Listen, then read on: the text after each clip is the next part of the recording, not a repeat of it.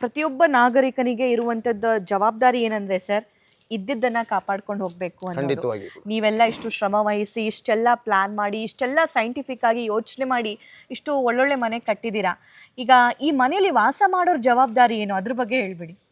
ಖಂಡಿತವಾಗಿ ಕೂಡ ಇಷ್ಟು ಅದ್ಭುತವಾದಂಥ ಮನೆಗಳು ಸರ್ಕಾರದಿಂದ ನೂರಾರು ಕೋಟಿ ರೂಪಾಯಿ ವೆಚ್ಚದಲ್ಲಿ ಇಂಥ ಮನೆಗಳನ್ನು ನಿರ್ಮಾಣ ಮಾಡಿದ್ವಿ. ಬಹುಶಃ ಇವರು ಕೂಡ ಮುಂದಿನ ಜೀವನ ಮಟ್ಟ ಅವರು ಸುಧಾರಣೆ ಆಗಬೇಕು. ಅವರ ಒಂದು ಹೆಲ್ತ್ ಆಗಲಿ, ಲೈಫ್ ಸ್ಟೈಲು ಎಲ್ಲನೂ ಕೂಡ ಬದಲಾವಣೆ ಆಗಬೇಕು. ಅವ್ರ ಲೈಫ್ ಸ್ಟೈಲ್ ಬದಲಾವಣೆ ಆಗಬೇಕು.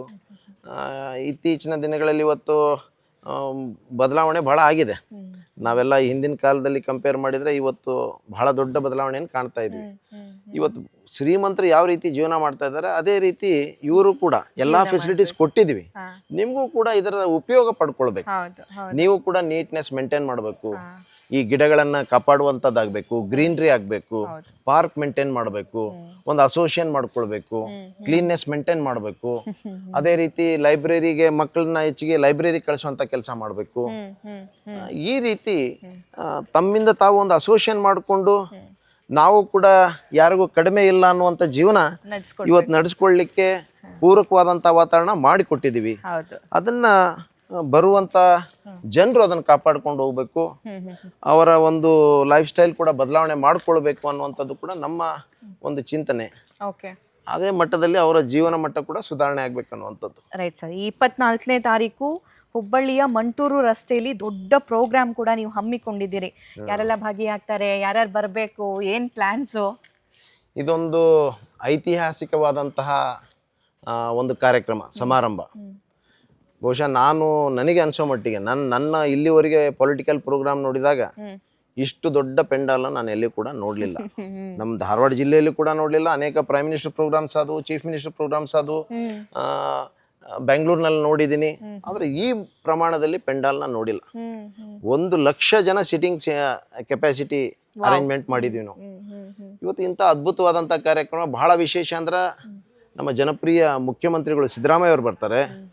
ನಮ್ಮ ಜನನಾಯಕರಾದಂಥ ಡೆಪ್ಟಿ CM DK ಶಿವಕುಮಾರ್ ಅವರು ಬರ್ತಾರೆ. ಅದರ ಮಿಗಿಲಾಗಿ ಬಹಳ ವಿಶೇಷ ಅಂತಂದರೆ ನಮ್ಮ AICC ಪ್ರೆಸಿಡೆಂಟ್, ಒಬ್ಬ ರಾಷ್ಟ್ರ ನಾಯಕ ಖರ್ಗೆ ಸಾಹೇಬರು ಕೂಡ ಬರ್ತಾ ಇದ್ದಾರೆ. ಇದೀಗ ತಾನೇ ಅವ್ರ ಜೊತೆಗೆ ಮಾತಾಡಿದ್ದೀನಿ, ಒಂದು ಹಾಫ್ ಆನ್ ಅವರ್ ಮುಂಚೆನೇ ಕೂಡ. ಯಾವ ಕಾರಣಕ್ಕೂ ತಪ್ಪಿಸ್ಲೇಬಾರ್ದು ಸರ್, ಬರಲೇಬೇಕು ಅಂತೇಳಿ. ಆಯ್ತಪ್ಪ, ನೀವು ಇಷ್ಟೆಲ್ಲ ಮಾಡ್ತಾ ಇದ್ರಿ, ನಾನು ಬಂದೇ ಬರ್ತೀನಿ ಅನ್ನುವಂಥ ಮಾತನ್ನು ಕೂಡ ಇದೀಗ ದೂರವಾಣಿ ಮೂಲಕ ಈಗ ಒಂದು ಅರ್ಧ ತಾಸು ಹಿಂದ್ಗಡೆನೆ ಅವ್ರ ಜೊತೆ ಚರ್ಚೆ ಮಾಡಿದ್ದೀನಿ. ಬಹುಶಃ ನಮಗಿದೊಂದು ಈ ಮಟ್ಟದಲ್ಲಿ ಬಡವರ ಕಾರ್ಯಕ್ರಮ ಮಾಡ್ತಾ ಇದ್ದೀವಿ. ಅದಕ್ಕೆ ಹುಬ್ಬಳ್ಳಿ ಧಾರವಾಡ ಅಷ್ಟೇ ಅಲ್ಲ, ನಾವು ಹೆಚ್ಚು ಈ ಭಾಗದಲ್ಲಿ ಎಲ್ಲ ಕಡೆ ಬೇರೆ ಬೇರೆ ಜಿಲ್ಲೆ ಏನು ಇನಾಗ್ರೇಷನ್ ಇದೆ ಅದು ವರ್ಚುವಲ್ ಮೂಲಕ ಇನಾಗ್ರೇಷನ್ ಆಗುತ್ತೆ. ಆದರೆ ಈ ಸರೌಂಡಿಂಗ್ನಲ್ಲಿ ಹಾವೇರಿ ಆ್ಯಂಡ್ ಗದಗ್ ಜಿಲ್ಲೆಯ ಏನು ಬೆನಿಫಿಷರೀಸ್ ಇದಾರೆ ಅವರೆಲ್ಲ ಕರೆ ತರುವಂತ ಪ್ರಯತ್ನ ಮಾಡಿದ್ವಿ. ಅವ್ರಿಗೂ ಒಂದು ಉತ್ಸಾಹ ಮೂಡ್ಲಿ. ಬಹುಶಃ ಇಲ್ಲಿ ಬಂದು ನೋಡಿದ್ಮೇಲೆ, ಈ ಕಾರ್ಯಕ್ರಮ ನೋಡಿದ್ಮೇಲೆ, ಈ ಮನೆಗಳು ನೋಡಿದ್ಮೇಲೆ ಪ್ರತಿಯೊಬ್ಬರಿಗೂ ಕೂಡ ಅನಿಸ್ಬೇಕು, ನಾವು ಈ ತರ ಆತ್ಮವಿಶ್ವಾಸ ಹೆಚ್ಚಿಸ್ಬೇಕು, ಈ ತರ ಆಗ್ಬೇಕು, ನಾವು ಈ ತರ ಮಾಡ್ಬೇಕು ಅನ್ನುವಂತ ಒಂದು ಛಲ ಬರಬೇಕು. ಆ ನಿಟ್ಟಿನಲ್ಲಿ ಈ ಕಾರ್ಯಕ್ರಮ ಮಾಡ್ತಾ ಇದ್ದೀವಿ. ಬಹಳ ಅದ್ಭುತವಾದಂಥ ಕಾರ್ಯಕ್ರಮ. ಲಕ್ಷಾಂತರ ಜನರು ಈ ಕಾರ್ಯಕ್ರಮಕ್ಕೆ 2 ಲಕ್ಷಕ್ಕಿಂತ ಕಡಿಮೆ ಇರೋಂಗಿಲ್ಲ, ಅಷ್ಟು ದೊಡ್ಡ ಪ್ರಮಾಣದಲ್ಲಿ ಗ್ಯಾದರ್ ಆಗ್ತಾ ಇದೆ. ನಮಸ್ಕಾರ. ನಮಗೆ ಈಗ ಅಬ್ಬಯ್ಯ ಸರ್ ಅವರು ಮನೆ ಕಟ್ತಿದ್ದಾರೆ. ಈಗ ನಾವು ಕಟ್ಟಿ 10 ವರ್ಷ ಆಯಿತು. 10 ವರ್ಷ ಆದಮೇಲೆ ತುಂಬ ನೊಂದ್ಕೊಂಡು ತುಂಬ ವೆಯ್ಟ್ ಮಾಡ್ತಾ ಇದ್ದೀವಿ, ಯಾವಾಗ ಬರುತ್ತೆ ಮನೆ ಅಂಥೇಳಿ. ಇಷ್ಟು ವರ್ಷ ಬಾಡಿಗೆ ಮನೇಲಿದ್ದೀವಿ. ಈಗ 24ನೇ ತಾರೀಕು ಕೊಡ್ತೀವಿ ಅಂತ ಹೇಳಿದ್ದಾರೆ. ಅದು ತುಂಬ ಖುಷಿ ಆಯಿತು ನಮಗೆ. ಪ್ರಸಾದ್ ಅಬ್ಬಯ್ಯ ಸರ್ ಅವರಿಗೆ, ಜಮೀರ್ ಅಹ್ಮದ್ ಸರ್ ಅವರಿಗೆ ಮತ್ತು ಕಾಂಗ್ರೆಸ್ ಗೌರ್ಮೆಂಟ್ ಅವರೆಲ್ಲರಿಗೂ ತುಂಬ ಧನ್ಯವಾದಗಳು. ಪ್ರಸಾದ್ ಸರ್, ನಾನು ಮತ್ತೊಂದು ವಿಚಾರ ನಿಮಗೆ ಕೇಳಲೇಬೇಕು. ಆ್ಯಕ್ಚುಲಿ ಯಾರ್ದಾದ್ರೂ ಮನೆಯಲ್ಲಿ ಕಾರ್ಯಕ್ರಮ ಇದ್ದಂಥ ಸಂದರ್ಭದಲ್ಲಿ ಅವರು ಎಲ್ಲದನ್ನು ಮರೆತು ಎಲ್ರಿಗೂ ಇನ್ವೈಟ್ ಮಾಡುವಂಥ ಕೆಲಸ ಮಾಡ್ತಾರೆ. ಇದೊಂದು ಸರ್ಕಾರಿ ಕಾರ್ಯಕ್ರಮ. ನಾನು ಬಂದಾಗಿಂದ ನೋಡ್ತಾ ಇದ್ದೀನಿ, ಎಲ್ರಿಗೂ ಅವ್ರವ್ರ ಮನೆ ಬಾಗಿಲಿಗೆ ಹೋಗಿ, ನೀವು ಯಾವ ಪಕ್ಷ, ಎಲ್ಲಿ ಅವರು ಏನೂ ನೋಡ್ತಿಲ್ಲ ಸರ್, ಎಲ್ರಿಗೂ ಪರ್ಸ್ನಲಿ ಹೋಗಿ ಇನ್ವೈಟ್ ಮಾಡ್ತಾ ಇದ್ದೀರಿ. ಇದು ಒಂದು ಸರ್ಕಾರಿ ಕಾರ್ಯಕ್ರಮ, ಇದೇನು ಪಾರ್ಟಿ ಪ್ರೋಗ್ರಾಮ್ ಅಲ್ಲ. ಅದರಲ್ಲಿ ವಿಶೇಷವಾಗಿ ಬಡವರ ಕಾರ್ಯಕ್ರಮ, ಬಡವರಿಗಾಗಿ ಸೂರನ್ನು ಕೊಡುವಂಥ ಕೆಲಸ. ಇದು ಬಡವರಲ್ಲಿ ದೇವರನ್ನು ಕಾಣುವಂಥ ಕೆಲಸ ನಾವು ಮಾಡಬೇಕು.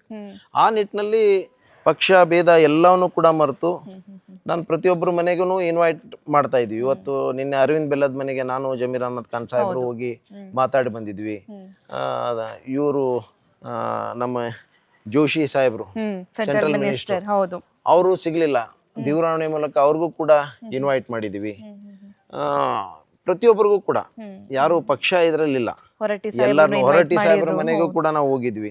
ಸಭಾಪತಿಗಳು ಅವ್ರು ಹೇಳಿದ್ರು ಖಂಡಿತವಾಗಿ ಕೂಡ ಬರ್ತೀನಿ ನಾನು, ಇಂಥ ಅದ್ಭುತವಾದಂತ ಕಾರ್ಯಕ್ರಮ, ಬಡವರ ಕಾರ್ಯಕ್ರಮ, ಅದು ಏನೇ ಇರ್ಲಪ್ಪ ನಾನ್ ಬರ್ತೀನಿ. ಅದ್ರಾಗ ಜಮೀರ್ ಅಹಮದ್ ಸಾಹೇಬ್ರು ಮಾಡ್ತಾರ ಅಂತಂದ್ರೆ ನಾ ಬರ್ತೀನಪ್ಪ, ಬಡವ್ರ ಬಗ್ಗೆ ವಿಶೇಷ ಕಾಳಜಿ ಐತಿ. ಆ ಜಮೀರ್ ಅಹಮದ್ ಅಂತಂದ್ರೆ ನಾ ಏನೇ ನನ್ನ ಪ್ರೋಗ್ರಾಮ್ ಇದ್ರು ಕ್ಯಾನ್ಸಲ್ ಮಾಡಿ ಬರ್ತೀನಿ ಅಂತ ಹೇಳಿ ಬಹಳ ಅಂದ್ರೆ ನಮಗೇನ್ ಅನಿಸ್ತದೆ, ನಮ್ಮ ಲೀಡ್ರು ಯಾವ ಮಟ್ಟಕ್ಕೆ ಅವ್ರ ಬಗ್ಗೆ ಒಬ್ಬ ಲೀಡರ್ಸ್ಗಳಿಗೆ ಗೌರವ ಇದೆ, ಅಭಿಮಾನ ಇದೆ, ಆಮೇಲೆ ಅವ್ರಿಗೆ ಏನೋ ಒಂದ್ ಮಾಡ್ತಾರೆ ಇವರು ಅನ್ನೋ ಅವ್ರ ಕಾನ್ಫಿಡೆನ್ಸ್ ಇದೆ. ನಾನು ಅವ್ರು ಹೇಳ್ತಾ ಇರ್ತಾರೆ, ಹೊರಟ್ಟಿ ಸಾಹೇಬ್ ನನಗೆ ಮೊನ್ನೆ ಕೂತ್ಕೊಂಡಾಗ ಹೇಳ್ತಾ ಇದ್ರು, ನಾನು ಇಂಥ ಬಡವ್ರ ಬಗ್ಗೆ ಕೆಲಸ ಮಾಡೋ ಮನುಷ್ಯನ ನೋಡಿಲ್ಲ ಅಂತೇಳಿ, ಇಂಥ ವ್ಯಕ್ತಿನೇ ನೋಡಿಲ್ಲ ನಾನು, ಅಷ್ಟು ಅದ್ಭುತವಾದಂತ ಕೆಲಸ ಮಾಡ್ತಾರಂತೆ. ಅದು ಒಂಥರ ಪ್ರೌಡ್ ಫೀಲಿಂಗ್. ನಮ್ ಲೀಡರ್, ನಮ್ ಲೀಡರ್, ಮಾಸ್ ಲೀಡರ್ ಈ ಮಟ್ಟಕ್ಕೆ ಬೆಳೆದಿದಾರಲ್ಲ, ಈ ಮಟ್ಟಕ್ಕೆ ಸೇವೆ ಇದೆ ಅಲ್ಲ, ನಿಜಕ್ಕೂ ನಮ್ಗೆಲ್ಲ ಒಂದು ಪ್ರೇರಣೆ, ಅದು ಇನ್ಸ್ಪಿರೇಷನ್. ನಾವು ಕೂಡ ಈ ತರ ಮಾಡ್ಬೇಕು, ನಾವು ಆ ತರ ಬೆಳಿಬೇಕು, ನಾವು ಬಡವ್ರ ಬಗ್ಗೆ ಸೇವೆ ಮಾಡ್ಬೇಕನ್ನುವಂತ ಭಾವನೆ ಮೂಡ್ತದೆ.